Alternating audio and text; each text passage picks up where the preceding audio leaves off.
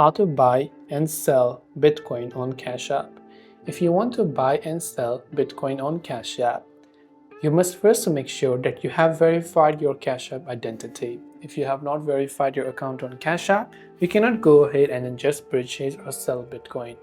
So once you have launched your Cash App, come to your home tab over there, and there you'll find the Bitcoin section, so you can tap on Bitcoin. So here I can see the buy Bitcoin button. I can tap on the buy option right there. I can choose for how much dollars I want to buy Bitcoin. So if I want to buy $100 worth of Bitcoin, I can select that. If you want a custom value, you can tap the three dots option and tap the next button. Now, if your Cash App account is not verified or inactive, you want to be able to make transactions, and after you've bought Bitcoin, you can next time basically set up for a selling and so on. This way you can buy and sell Bitcoin on Cash App. I hope the video helped you out. If you have got any further questions, feel free to leave them down below.